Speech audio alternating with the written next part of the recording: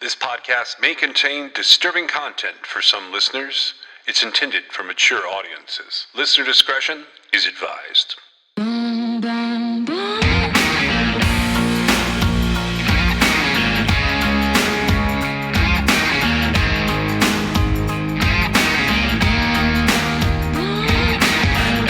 This is True Crime XS.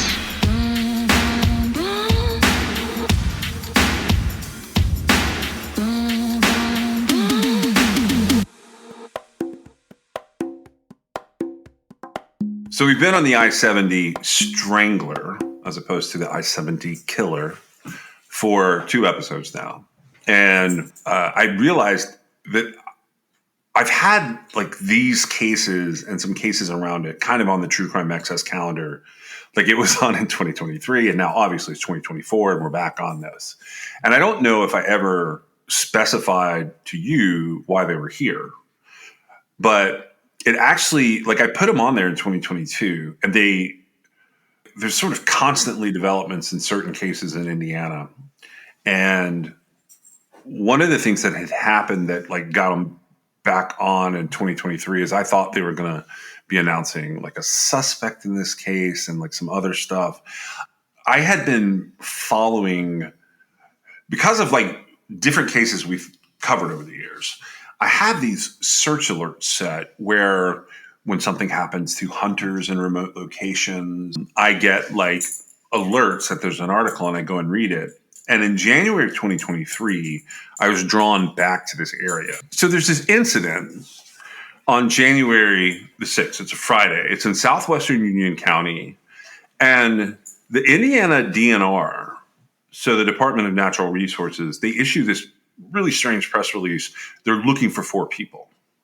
And at first they didn't say what they were looking for them for. And they tell you absolutely nothing in the initial press release, but they followed it pretty quickly with like a press release that kind of explained it. But again, it's really short. And I saw that Tri-City Herald, that's how I get like linked into it, is I have like this search thing set up and it takes me to a Tri-City Herald article.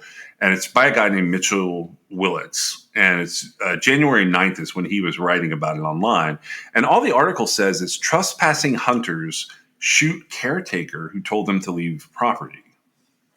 And then it says a group of hunters is accused of shooting the caretaker of a piece of private land in Indiana after the person confronted them about trespassing.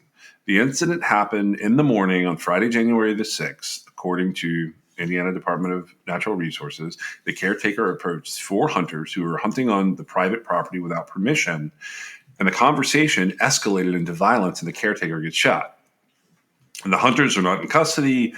The officials are asking that the public help identify them with absolutely no information, and anyone with information about the shooting is asked to contact Indiana Conservation Office Dispatch and provides the number.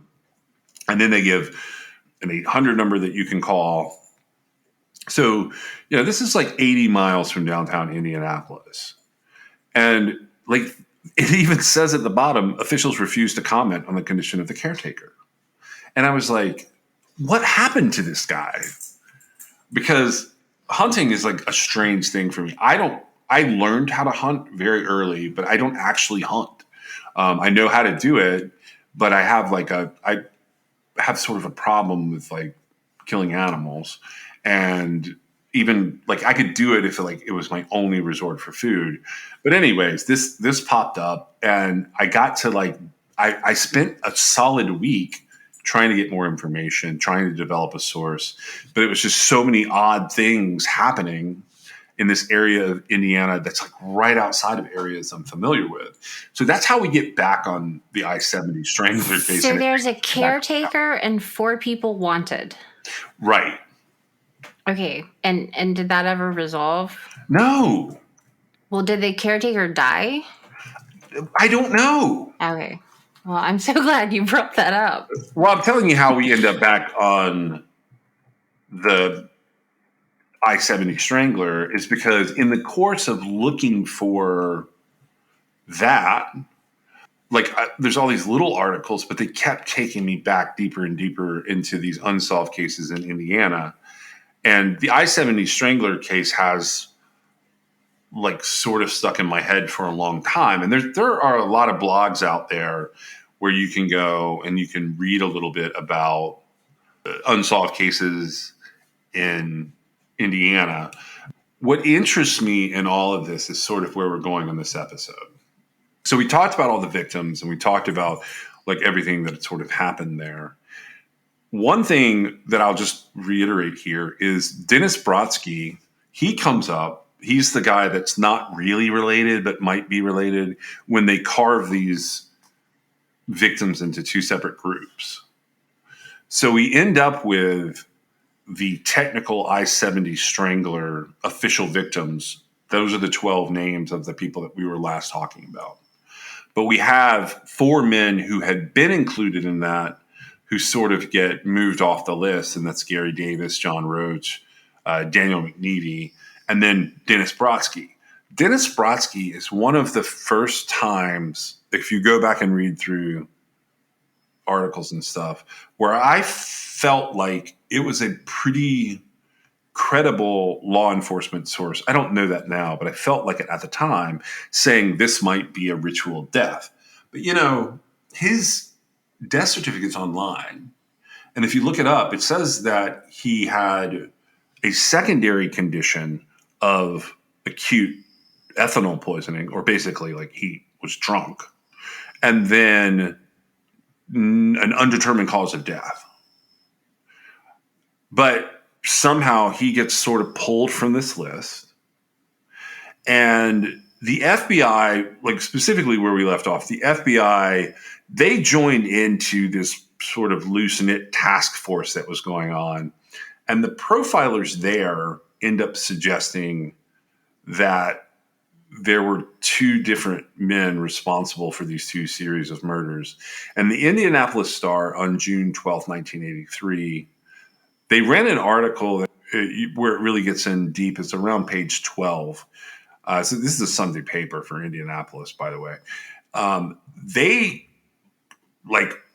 put these guys in a separate category and basically profile that there are 2 dudes killing gay men in Indianapolis during this time. And it ran, so this runs for a while. Like the series of these crimes don't stop when this article is out. It's got a pretty healthy list at the time this article pops up. I think in that article there were 8 guys. I know Petrie was in there, Davis was in there, Brodsky was in there. And I didn't know if you had ever seen this, with researching what was going on here. But I wanted to just read a chunk of this article. I don't have a name on this. I don't have a name on the copy that I have. It's very old, actually. But it picks up from a page 1 article, and it says, while there have been more than 35 unnatural deaths linked in the gay community in the past decade, police have focused in on the 8 recent cases. And I thought it was interesting that they bring up the 35 number. It says there are some predominant patterns in addition to associations within the homosexual community. All were found with some article of clothing missing. All lacked so-called defensive wounds, indicating that there had been little struggle or that each was prevented from fighting his attacker, either from being bound or potentially being incapacitated chemically, maybe. In every other pattern, there's a variation. So 7 victims are white, 1's black, and this is limited to Petrie, Davis, Brodsky, Taylor, Baker, Roach, McNeedy, and Riley. Of the 8 Indianapolis men, only 2 were found in Marion County. One of those was in his bedroom at home, which you had pointed out in a previous episode. The others were left along rural roadsides. 3 victims were strangled, 2 were stabbed. The other 3 have an indeterminate cause of death or an undetermined classification. So police have been turning to the shadowy clues left by the minds of the killers. The preliminary FBI profiles obtained by the Indianapolis Star were developed by studying the deaths of 3 of the victims. This is really old, but it's this is kind of a time machine here. So they focus on Devoy Lee Baker. This is their description of him. A decent, athletic, likable 14-year-old, Baker from West 29th Street in the 600 block was found in October 1982 in a southeastern Hamilton County ditch, and he had been strangled. The night before, he had ridden his bicycle to the downtown area without much money, and he called home at 10:30 p.m. to tell his parents he would be late because he was going to a movie. They wondered how he got enough money. The article states this like it's fact, so I'm just going to state what it's saying here. He earned it by, quote, hustling, which is engaging in male prostitution, according to sources. Except he was a child, so. And they say that there was an older ex-con who was arrested and had admitted paying the boy $20 after taking him to a Southside motel. The man was later cleared of the murder, but he was charged with child molesting, by the way. That's good. So the name surfaced of another Marion County man who may have also picked up Baker. That man was questioned about the murders, but refused to talk to grand jury investigators. So that's how they sum up Baker's case. Then they talk about John Roach. So John Roach was 21. He was last seen around December 20th of 1982. He was planning to spend Christmas with his girlfriend, but he was upset about having no money to buy Christmas gifts. So not enough time had passed for him to sell his blood again at a donor clinic. So basically, he was within I think it would have been 4 weeks at the time, maybe. He's described as cheerful and energetic, and he was caught up in the pace of the holiday season. He leaves his downtown apartment at 9:30 a.m. That's on December 20th. But on December 29th, his body gets found by hunters in a Putnam County field. He's been stabbed 20 to 25 times in his abdomen, his upper chest, and his throat. And it says in this article that he had hustled the streets for less than 6 months, according to friends. And he did it only for the money because he has a girlfriend. So then we've got Daniel McNevey. He's 22. He's from Lyons Avenue. Says he was a handsome, honest, and hardworking young man. His temporary labor job kept him strong, good physical shape. Though he lived with his older brother, he was capable of taking care of himself. At a young age, however, he had developed a taste for alcohol that had to be satisfied no matter what the condition of his wallet. He was arrested just 1 week before he was last seen May 7th, leaving a West Side bar with the man who had offered him a ride. A Hendricks County farmer discovered his body 2 days later, buried in a shallow but conspicuous grave. He was stabbed about 30 times. The FBI experts spent a day at Marion County Public Safety Training Academy. So this is like the place where all the cops go to learn. But the FBI had the files on these victims. They were given only facts about how each body was found, the age, race, and what had killed them. Based on information from FBI studies and other murders, the agents told local detectives that they could expect Baker's killer to be 45 years old, overweight from living a comfortable middle-class life afforded by a good, solid job, outwardly normal in all appearances. So this is killing the youngest victim. They said he's likely to be married, but that it would just be for show. There would be little, if any, intimacy between him and his wife. They probably sleep in separate beds. Although fairly intelligent, the killer has difficulty expressing thoughts. Perhaps he's ashamed of them because he may have an unnatural sexual longing for children, but not necessarily a female child, but a young male, such as Baker. And this is all according to this profile. He knows that he needs help, but he's ashamed of himself, too ashamed to seek it, and he hides within. He's considered turning himself over to police as a way to get help. A confession may reveal that he didn't want to kill Baker, but things got out of hand. The killer probably realized Baker was at an age where he confided in his friends. If Baker did, that would have ruined the killer's life. Since the murder, the killer has had sex with other young males and has more child pornography hidden away. So we've got one profile they're developing, and they specifically say that in this article that it attaches over to Baker. Do we have a cause of death on Baker? Baker had been strangled. Strangled, okay. So Baker is the youngest victim. He's found strangled, and he's found in a Hamilton County ditch. Do you feel like there's some inconsistencies with what you just read from the profile that was sort of come up with based on the circumstances they were given? While Baker was 14 years old, I think that there could be a power dynamic there, but I don't think that it bleeds over into the attraction to children the way that it's kind of the way I take it to be being alluded to there. Yeah. So, well, okay. I don't feel like this We've person was a pedophile. Devoid Baker's 14. Correct. That's like, I've seen pictures of him. I don't get the impression that he looked unnaturally young. Right. He was he was in the middle of puberty, probably. Right. So this is the thing that, like, I think people would be weirded out by, but we talked about it before. That's technically a habibophile, which is different than a pedophile. So a pedophile likes prepubescent or pre-puberty bodies and images. I don't think this guy is like, okay. And the reason I'm hemming and hawing on this is because technically someone who's 14 to 18, yeah, that's child sexual abuse material in terms of like statutes. Right. But I feel like the reason I even say anything at all is because I feel like it substantially changes the dynamic that you're talking about with regard to like the motivation for ultimately the murder, right? Yes. And I actually feel like in my mind, I think this profile is a mistake.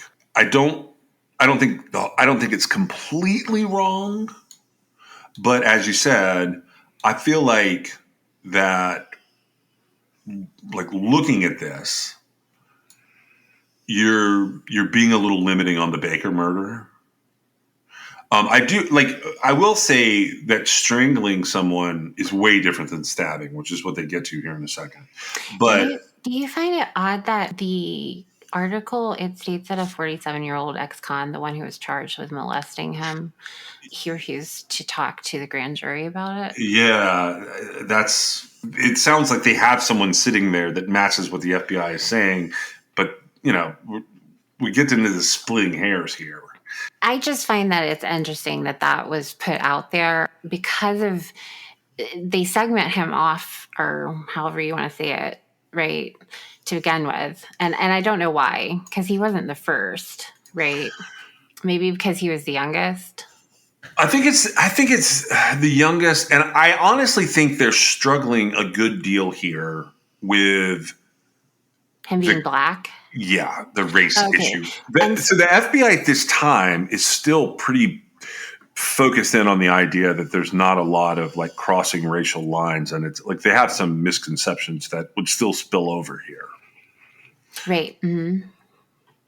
I think that's one of the ways that Devoid Baker gets singled out. But I also think that part of this, when you're developing investigative tools like this, because that's really all this is, it's an investigatory tool. That's what the profile is. It's not going to be like it's not really pseudoscience because they're not holding it up to be anything but like, here's some guidelines to look for. I think they singled Devoid Baker out because of his youth, his race, and from this pile that we're looking at, they're going to single him out from the rest of the pile because he's strangled. And they don't really touch on Brodsky here. So they have a second profile that's pulled from for this article. And I don't have a lot more of this article that I'm going to use. I'm just going to use a little bit more. So it says that profile is completely unlike that of the second killer, the one who is believed to have slain McNeve and Roach. They met their death at the hands of a white male in his late 20s or early 30s. He would be a common laborer. The man doesn't mind getting dirty and may even like it as a macho symbol in the world because inwardly he worries about his attraction to other men. So looking like a tough guy is important to him. As a laborer, he has developed a strong, muscular upper body. Being with other tough guys is important to him. He's probably a heavy beer drinker, and according to them, he probably frequents redneck bars. I think there's a number of problems with this profile more than the other profile. And then it goes into, but he is in a homosexual panic.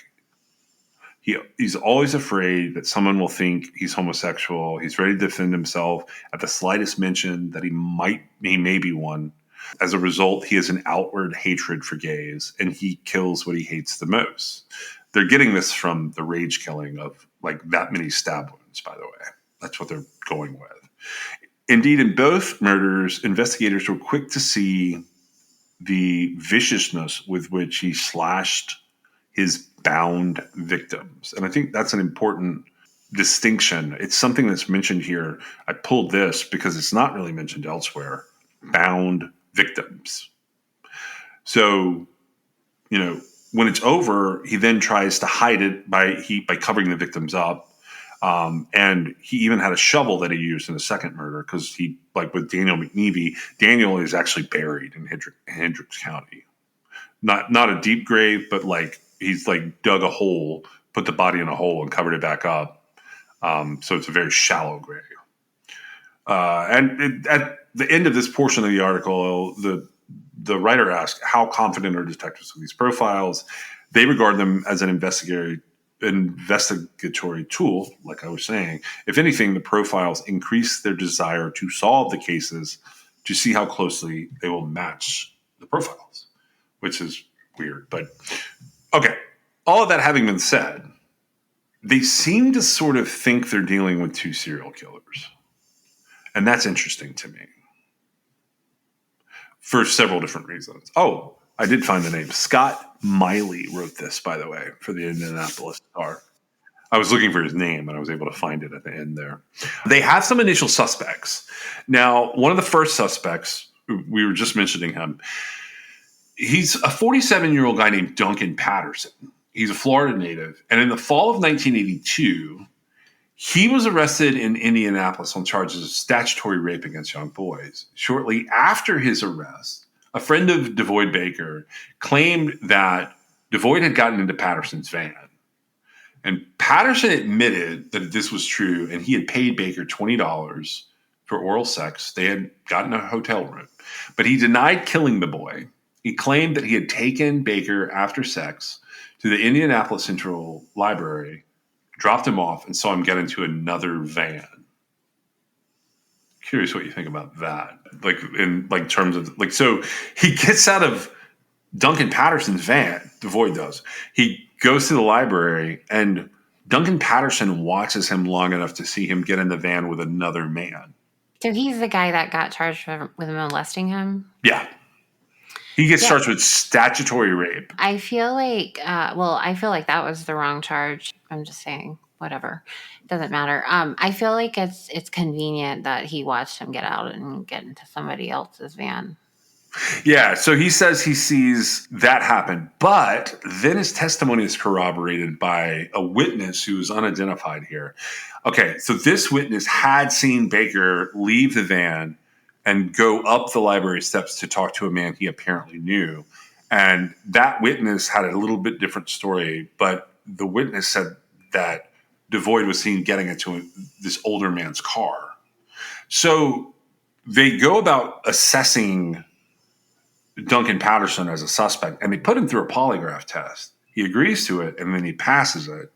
He does get convicted on charges of child molestation, but he's excluded as a suspect as the I-70 Strangler, specifically as a suspect in Devoid Baker's murder. And I have some questions about that. I don't know what a 1983 polygraph would be like, but if this guy is living this life where this is the face I put out there, but then this is what I'm doing to young boys, I'm thinking that's the kind of guy who probably has it ingrained enough in his mind that he could pass a polygraph test. Oh, probably. And but to be clear, I don't feel like this guy is I feel like he would be responsible for this one case. That's sort of where I'm going with this. Like, I think that, like, you know, one of the things that could be happening here is, were it not for these sort of, if there are coincidences and circumstances, because, you know, Devoid Baker is found in Hamilton County. He's not the only one found in Hamilton County. He's the third body found out there that fits what we're seeing here. Right. But do we have any idea what the credibility of the witness is? The other witness?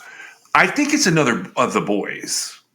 Okay. I just wanted to point that out, that like I think it's another boy, and that's how I think they know Devoid. And if the 40, so they said he got into the vehicle with an older man, right? Yeah. Okay, so if one of the guy that we're talking about is 47, right? Right. Well, how old's the older man? That's exactly. So they're saying, like, so two things here. One, he kind of fits their profile, right? Well, I mean, possibly, but this guy I don't feel like he's going to be responsible for anybody else. Yeah. Like, literally, he had this encounter that he was actually charged for, right? Yeah. He was charged with something. But, like, this dude is not the killer. Like, he could be a killer, right? But it came from, and here's the thing. So, Devoid Baker was strangled, and it isn't, I don't know what was entailed in the polygraph, but if something went awry during an encounter, that guy could believe that he didn't, actually kill him. This is true. Yeah. Okay. And so all that leads me to think that this was an encounter that went wrong, right? And so there's no motive for, like, there's no intent to kill this kid. He was using him, like, it was child abuse, but it was in the course of, like, some sort of fantasy he was acting out on this child, and he died from strangulation, right? Yeah. And so I can see a lot of things adding up there where it's not a serial killer. It is a situation that went awry, which I believe would very easily allow someone to pass a polygraph. Okay. Yeah. Depending on what was asked.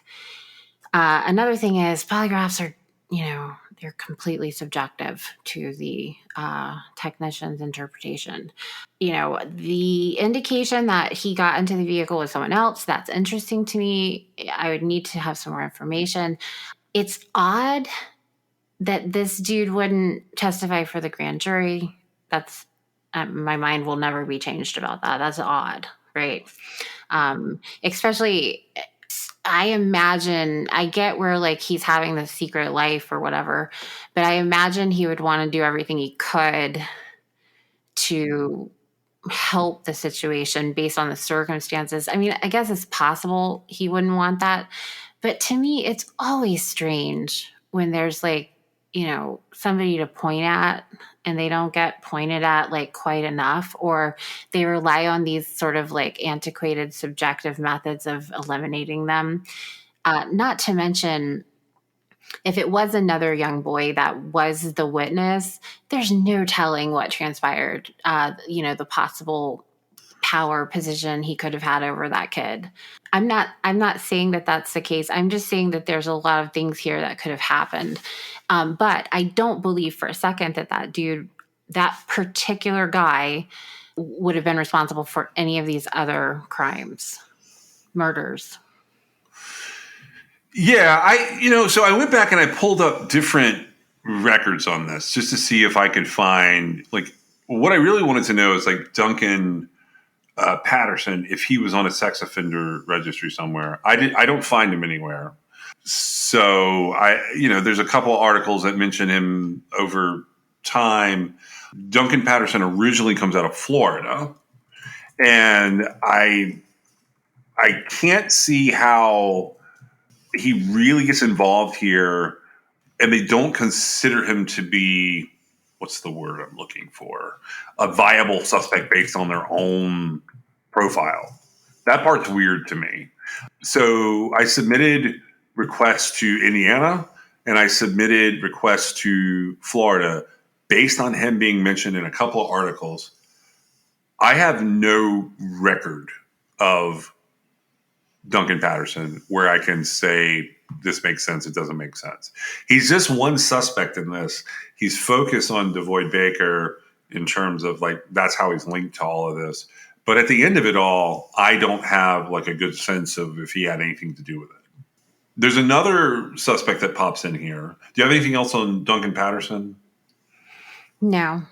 I just don't have any way to like rule him in, rule him out. There's just not much I can do with him. I think that's sort of the same thing. I can say, like, without question, he's not the I-70 Strangler. Right, I agree with you. I just I could totally see I could see Devoid Baker being an outlier, except for the Hamilton County part. Since there's other bodies found there, in the back of my mind, I go, all right, well, what if he'd seen that in the paper and he knew if you chucked him out in Hamilton County, it would more than likely be connected to the other cases. I don't know. I could see him being an outlier. I could see him being part of it. It looks like they clear him, and the authorities involved are comfortable clearing him. Based on this, they clear him in 1982. That just sort of is what it is. It's terrible that Devoid Baker is in the middle of all this, and I do hope that his case is eventually solved, whether it's related or not. Now, they have this guy they bring up named August Cato. He gets detained in 1983. He's a resident of Carmel, Indiana. He goes by Gus, G-U-S. He gets released because investigators found no evidence linking him to any of the crimes. Personally, I find it very strange that he gets mentioned at all. But where he gets mentioned is in 1990. So September 18th, 1990, the Indianapolis News, they run an article. And it says, they actually run a couple of articles here because we talked about some of this. Slayings of gay Hoosiers had been linked before. So where he specifically gets mentioned is in an article about Daniel McNeely and John Roach. We haven't got to this next part, but this is what the article says. This is not the first time police have linked some of 9 men slain and left in rural Indiana and Ohio in the last 10 years. Investigators have hooked some of the slayings together and reported that some others were not linked. Monday, while not saying the deaths were the work of one killer, Ohio authorities described similarities in 9 cases. So now we were talking about Indiana and the FBI. Now Ohio is chiming in. In May 1983, Indiana State Patrol found similarities in the deaths of Daniel McNeely and John Roach. Details of McNeely's death were not provided, but Roach had been found stabbed to death in December 1982. Although neither McNeely nor Roach were listed by Ohio authorities, Monday, which would have been September the 17th, 1990, when this was being talked about, neither McNeely nor Roach were listed by Ohio authorities on Monday, September 17. However, 3 months before linking Roach and McNeely, state police had linked Roach's death with the slayings of Michael Petrie and Devoid Baker. So that puts him back on our pile for a minute, meaning Devoid and Michael. In June of 1983, the deaths of 2 other men on the list, Maurice Riley and Michael Andrew Taylor, were linked to the deaths of 7 other Indianapolis men, which included McNeely and Roach. Also, in June of 1983, a state police investigator said McNeely and Roach were killed by at least 2 independent killers. Later, police said the same person was responsible for killing Taylor, Petrie, and Riley, while someone else killed Baker. Other investigations have touched on similar killings. In July 1983, police agencies formed a task force to probe the killings of at least 15 male prostitutes whose bodies were found in Indiana and Illinois. So all these numbers are different than what we're talking about. And in 1983, August Gus Cato of Carmel was called to testify before a grand jury on the slayings of several men linked to the Indianapolis gay community, and state police failed to link Cato in any of the deaths. I believe Gus doesn't go into the grand jury. I think he might be the second guy, the older guy. Does that make sense? You see how I'm arriving at all of this? Doesn't he testify, though? I don't believe he does. And I don't. So, okay, August has passed away. And from what I can read about him, he has a pretty prolific life. He dies in June of 2019, okay? He was 95 years old in 2019. Right. So he was a faithful Catholic throughout his life. He was in the U.S. military, and he and his brothers, after he went to the military, they had formed the produce company, and they were known as the Banana Kings. He has a bit of a strange obituary, but his parents were Sicilian immigrants. He was married to Mary Cato. She died before him, but he had 5 kids with her, and he had 14 grandchildren. And he had a ton of great grandchildren when he dies in 2019. I think he's the guy they can't link to anything because I honestly believe that he sort of bailed on the whole thing. Like I think he didn't participate and they couldn't link him. So if he did it, we will never know. But he still gets mentioned as a potential suspect all through the years. And are you talking about just sort of generalizing, like if he's the I-70 killer? Yeah, what I'm generalizing is okay. He kind of matches some aspects of the profile, if that makes sense, but not really. Like he's obviously had sex enough to have these kids, which they were saying it'd be rare for them that like they were saying basically he wouldn't have had sex with his wife in the FBI profile. That doesn't have to be like a constant, but at least 5 times he did because he had children. Correct. Mm-hmm. If we put him, in terms of age and time, so he's 95 when he dies in 2019, which means he was born 1924, 1923. So so if you just look at like 1983, saying when they're doing the profile, he's already 60 years old. Do you see what I mean? Yeah, I see that. That's significantly. I think that's what makes him the older guy at the library. So maybe he did like go and like have a thing or something that somebody saw. Right, but to me, if he is involved in Devoid Baker's case, I don't know, maybe because in my opinion, I don't know why I separate him out. What about time wise? Was he like really far outlier time wise? What do you mean outlier time wise? Was he like if you're going to break this down into a period of time that all these victims succumb to whoever killed them, is he like a lot sooner, a lot later, or is he like right in the middle like everybody else? Oh, okay. So, all right. Here's how that would run. Time wise, we have Michael Petrie is June 1980. Maurice Taylor is July 1982. They're considered to be the first 2 victims recorded as official victims of the I-70 Strangler.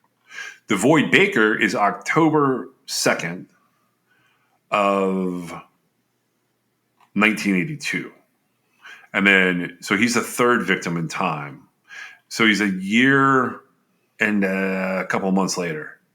And then who's the next one? So Michael Riley, he is the one who disappears in May of 1983. And then Eric Retker is May of 1985. Right. And so these are super different circumstances, right? In my opinion, yes. So the one thing I'll say about Gus Cato, regardless of what we read in the obituary, regardless of what we think, regardless of what happened with Devoid Baker's murder, is and you've said this before when we were talking, you said that like grand jury stuff isn't news and like a lot of times it's very technical.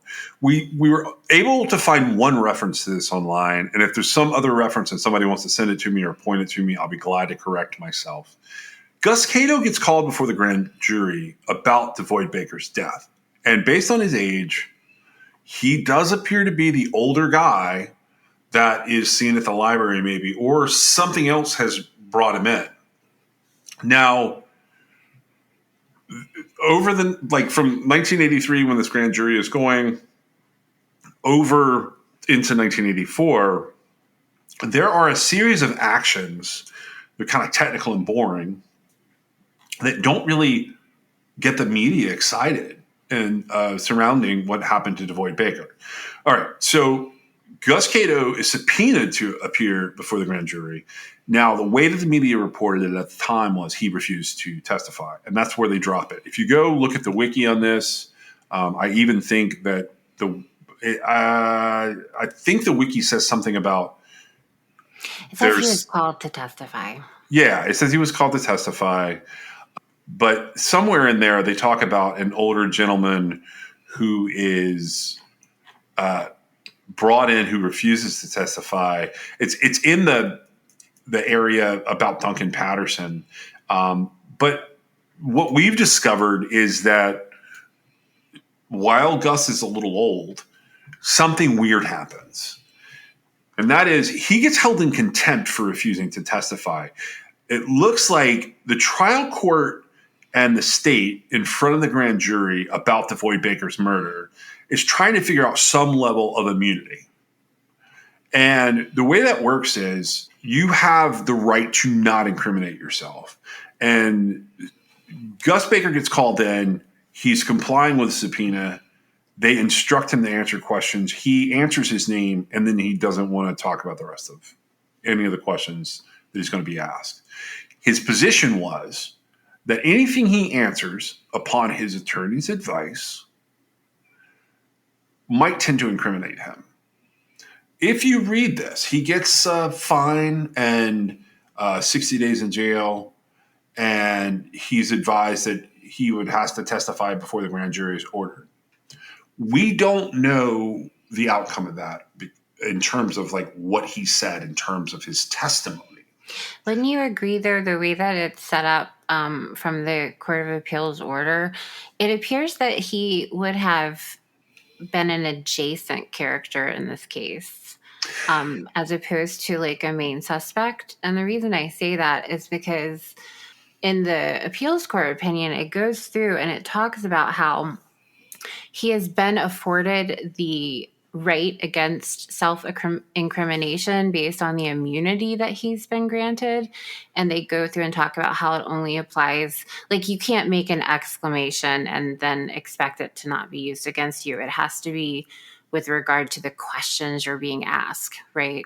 Correct. And so they basically, the trial court or whomever is overseeing the grand jury, he gets subpoenaed in to testify. He won't testify. And then they go through this process where basically what they're trying to do is secure information in a way that the person giving up the information is not going to be deprived of their Fifth Amendment right to not incriminate themselves. And so how they do that is they have to testify to what they know, but it won't be used against them. Correct. Right. And so to me, I don't, and this may be why this case has never gone. I mean, to my knowledge, no case has ever been brought with regard to Devoid Baker's murder. That's where I stand. That's he's one of the reasons that like this case like sticks in my craw. And so because of that, I would say that the grand jury testimony went nowhere. However, I would also say that you're not going to want to give immunity to compel someone to testify because they've pled the Fifth, essentially, if they're your main guy. And so, well, what does that mean? Well, it means that he had information on somebody that he didn't want to give up. And, what kind of relationship do you have to have with somebody for that to be the case? I would say somebody close to him, right? I can't imagine. Well, for one thing, I can't imagine this particular situation with all the appeal being done, him being fined, and he was, I know that his stay in county jail was stayed until the appeal was over, right? Yeah. But basically, he had to present himself to court, right? Yeah. Like, you're going to be in jail. I think there was a time limit on it, but I don't see how it happened like this here. And then with Duncan, he was just like, I don't want to participate. Yeah. So, look, here's what I'm wondering. And like, I'm going to just like run down the speculation rabbit hole for a second. The way they're arguing this appellate matter, they first argue that the evidence is insufficient to support the court's finding of direct contempt. And then he concedes his lawyers concede a bunch of stuff related to what constitutes direct contempt in Indiana at the time. And essentially, he's in contempt. Whether they mean to or not, his lawyers sort of admit we're in contempt, but there's a reason. So then the way that rolls out is in this appellate brief is they basically say if a grand jury witness refuses to testify and invokes the Fifth Amendment, the trial judge may grant what's known as use immunity. Now, use immunity or derivative use immunity are two types of the three types of recognized immunities in Indiana. The first type of immunity is transactional immunity. So that means that the state can't criminally prosecute the witness for whatever they're talking about, which the witness is testifying to. That's the first type of immunity. The second type of immunity that may be granted to a witness in exchange for their testimony is use immunity, which you just started talking about. But that's where the testimony compelled with the witness, it can't be used at a subsequent criminal proceeding against that witness. And the third type of immunity that can be offered up to a witness in exchange for testimony is derivative use immunity.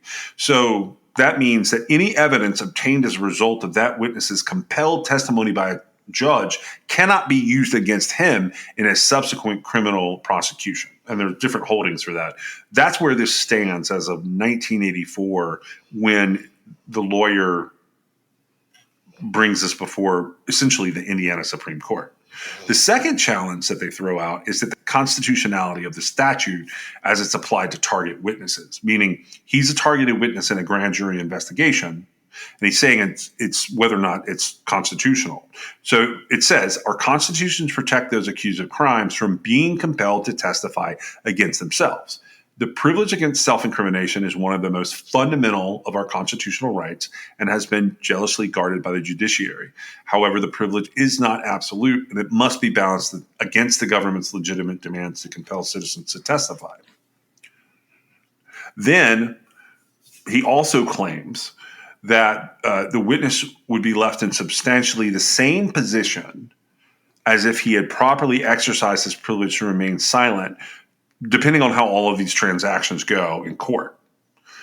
So moving on, it says that the Indiana statute does not leave a target witness in such a position that they can protect themselves against self-incrimination and is therefore unconstitutional as it's applied in this case. They're using this to argue against direct contempt, and it's not a terrible argument. It's just not really what's happening. So the trial court granted use immunity for Gus in exchange for compelled testimony of the target. But my impression is he wanted transactional immunity. I don't know what he got out of this. I don't know how this ends because all we know is Devoid Baker is an unsolved murder attached to the I-70 Strangler. Does it say that he wanted transactional immunity? Well, the appellate document that we have in front of us, it basically says that conferred transactional immunity upon a witness who is undoubtedly coextensive with his Fifth Amendment privilege, since the compelled testimony can never be used against the witness. So he wanted a different, like he's acting like he wanted a different kind of immunity than what they gave him. And he had a lawyer there to protect him. Yeah, I guess I just read it differently because to me, it really... Well, basically what happened, based on what I'm seeing, it looks like the trial court said, whatever you say here will not be used against you in a criminal prosecution. So here's where I was going. This was my theory that I was going to tell you. I think they've got Gus in here because they're trying to suss out Duncan Patterson's story. And I think Gus confirms Duncan Patterson left Devoid Baker at the library, if I'm reading all of this correctly, because Gus was the next customer. And Gus doesn't want to admit to that. That's one theory, is that it sort of rules Duncan Patterson out because Duncan Patterson leaves and, Devoid Baker is with Gus, potentially. Or I think they give him use immunity and they don't realize that what he's about to say is, yeah, that little boy said he was going to out me to my brothers that I'm in business with, and I strangled him and I dropped them off where the other bodies were.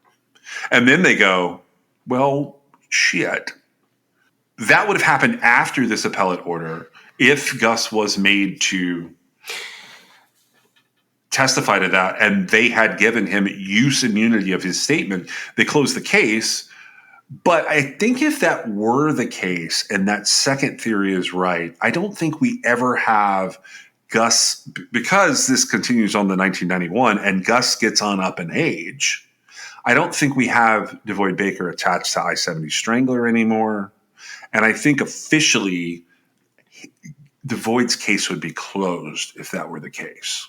Well, whatever happened here, he was forced by the Court of Appeals to testify to the grand jury. And we know that, like I said earlier, there's never been any action brought against anyone with regard to Devoid Baker's murder, right? Yeah. Okay, so if, under those circumstances, whatever he testified to, if anything, it didn't lead to a perpetrator being brought or attempted to be being brought to justice through the grand jury process, right? Right. And so I have to say this is a lot to go through. Yes. For somebody to just not want to testify before a grand jury.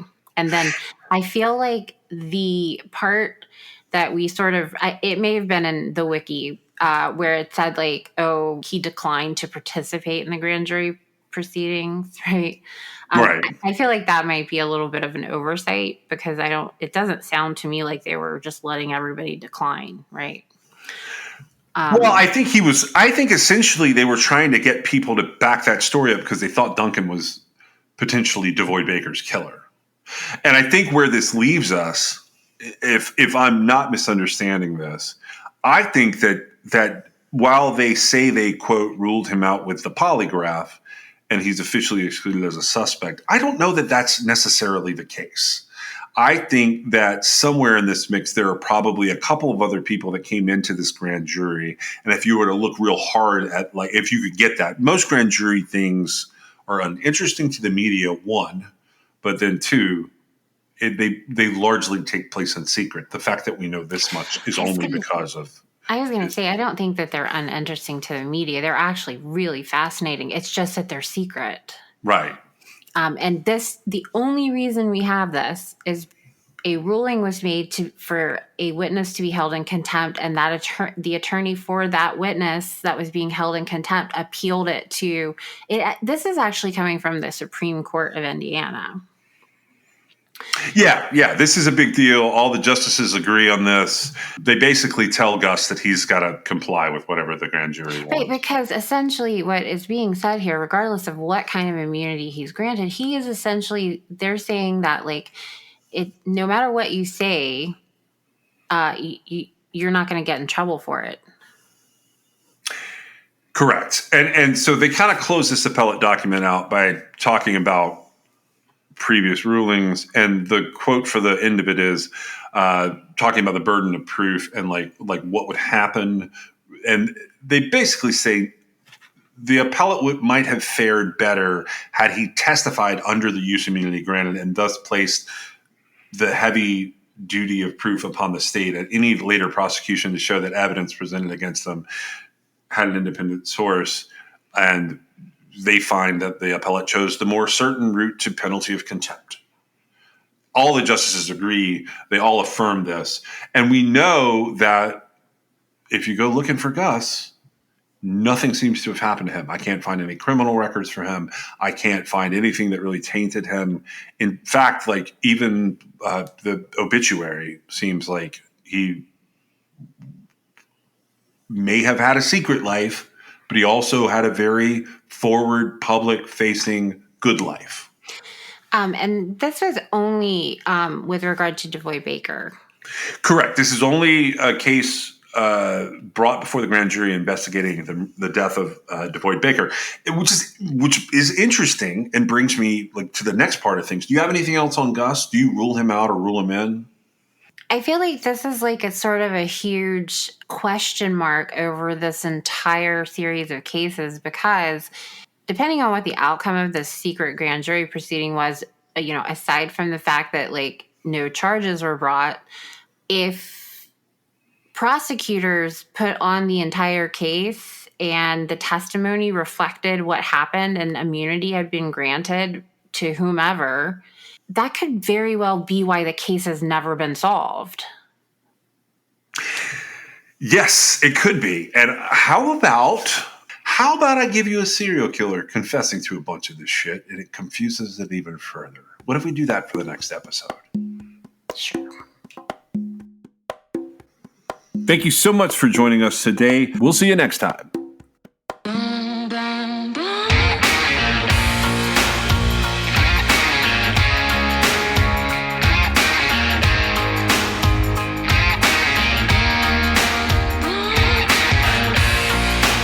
This is True Crime XS.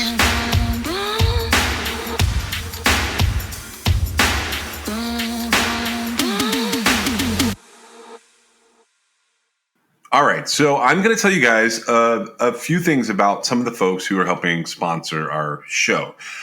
Now, Labrati Creations sponsors our show, and you can always use the Crime XS code there. You can also just message them at Labrati Creations, and they will generally do something for the people who come from True Crime XS. They were our very first sponsor. They've done a lot for the show, and that code is CrimeXS at LabratiCreations.com. The first new advertisers that we have, and I've selected all of these guys. I've selected all of these advertisers. So the very first one is Cure. Now, I'm going to tell you guys about this, about Cure as being one of our sponsors. If you're an athlete, you know that proper hydration is key to peak performance, but plain water can be boring and sports drinks can be filled with artificial ingredients and added sugars. That's why we love Cure. It's a clean and effective way to stay hydrated and perform at your best. I use it late in the day when I switch out of caffeine mode. Specifically, when I hit the pool or I go play tennis with my wife, I use Cure to help me stay hydrated. It helps me recover after a long day. Now, you guys may not know this, but I build things. And right now, I've been building several structures on our property out here. Among those is a new podcast studio space for myself. I do a lot of that work at night and into the wee hours, and I always have some Cure with me to go into my aluminum water bottle. Hydration is not just about filling up my aluminum bottle with water. Cure Hydration is an oral rehydration solution that contains the perfect balance of electrolytes and glucose to help your body absorb water and rehydrate quickly. Whether I'm building things or putting the podcast together or chasing these dogs that you sometimes hear in my studio up and down the trails to get them worn out, Cure Hydration is the way that I choose to go. Cure Hydration is an oral rehydration solution, or an ORS, that contains the perfect balance of electrolytes and glucose to help your body absorb water and to rehydrate quickly. The formula is made with all natural ingredients like coconut water powder and pink Himalayan salt. It's free from artificial flavors, from sweeteners, and preservatives. Cure Hydration is vegan, gluten-free, and non-GMO, making it a great option for anyone with dietary restrictions or preferences. The packets are convenient and easy to use.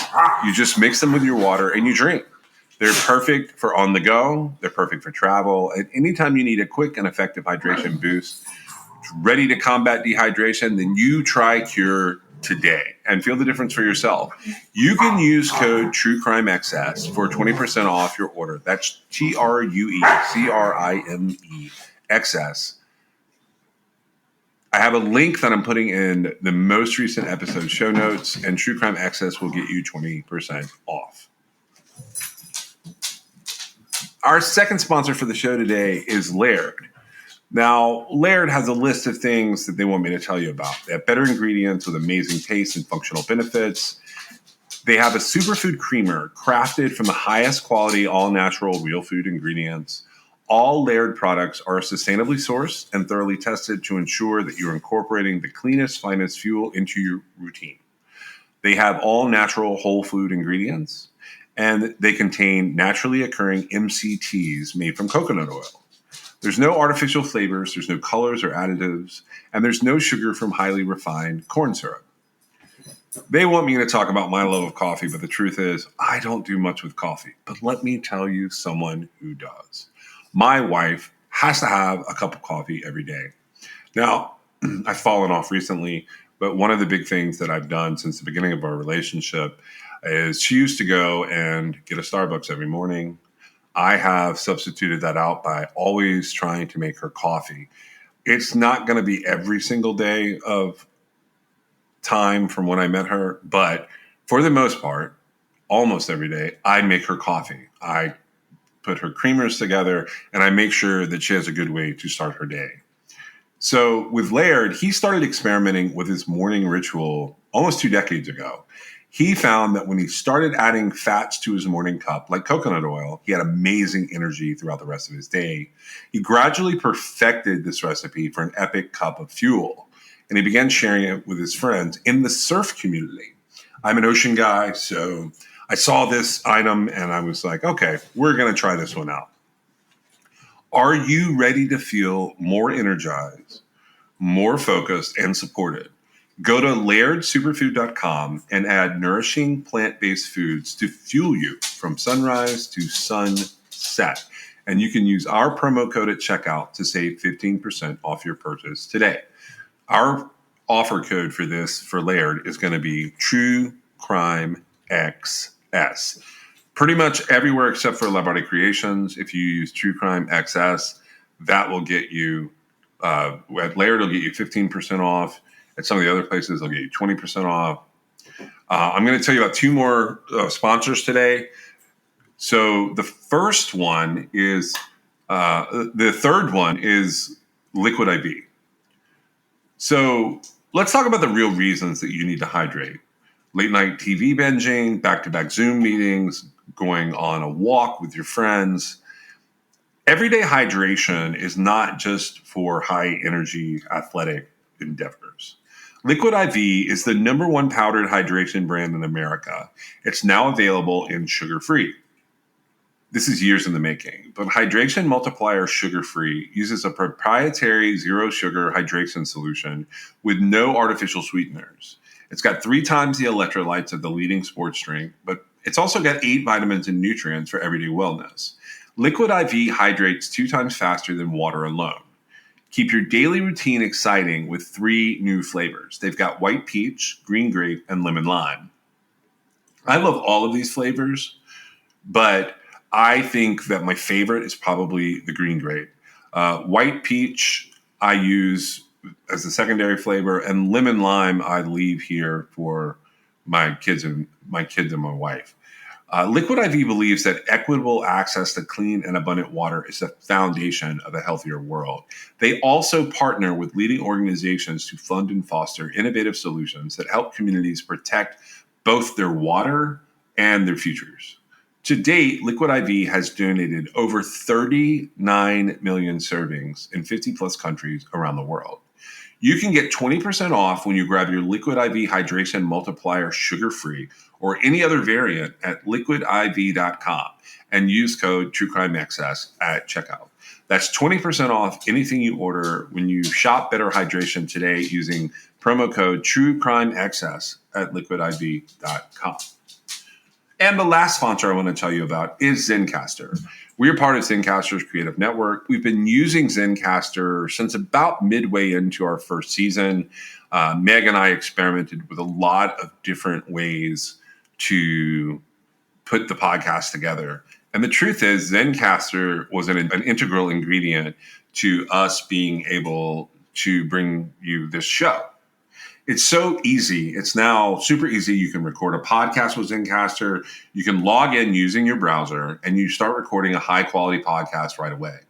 You can record studio quality sound and up to 4K video with your guest. You get to feel a sense of zen, knowing that Zencastr's multi-layered backups ensure you will always have your recordings in the highest quality, even if the connection is unstable. You sound your best. I mean, if you've ever worried about what you sound like, Zencastr's post-production process makes you sound buttery smooth. It automatically removes those ums and ahs in your recordings. It removes those awkward pauses in conversation too. You can set the right podcast loudness and levels while reducing background noise with a click of a button. That's how you don't hear my dogs every second of every episode. Zencastr is all in one. If you've thought about podcasting before and realized that you need a lot of different tools and services, those days are now over. With Zencastr's all-in-one podcasting platform, you can create your podcast all in one place, and you can distribute to Spotify, Apple, and other major destinations. Just go to zencastr.com/pricing and use my code TrueCrimeXS, and you're going to get 30% off your first month of any Zencastr paid plan. You can also check out the other plans they have available. I want you to have the same easy experiences that I do for all my podcasting and content needs. So zencastr.com/pricing. The offer code is TrueCrimeXS, and it's time for you to share your story today.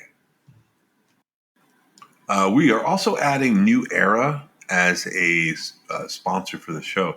New Era Cap is a headwear and apparel brand founded in 1920 in Buffalo, New York. Now, I actually have some experience with New Era caps. My dad and I have been through multiple iterations of baseball caps through the years. We collect different styles, different eras, and now my teenager has started his own cap collection and has several New Eras as the centerpieces. Our favorite teams may not be the same, but our outfits are all topped with the same New Era ball caps. We love the quality and the ability to wear what the players are wearing. Not to mention, New Era is the leading headwear manufacturer with quality licensed products. You can support your favorite college or pro team in style, from the official headwear provider for the MLB, NFL, and NBA. You can get a stylish accessory for your everyday ensemble and support True Crime XS. Just shop the official headwear and get 15% off when you go to neweracap.com. That's neweracap.com/TrueCrimeXS. You can also use the code TrueCrimeXS at checkout. That's it. That's all you have to do. And that's 15% off your order using the promo code TrueCrimeXS.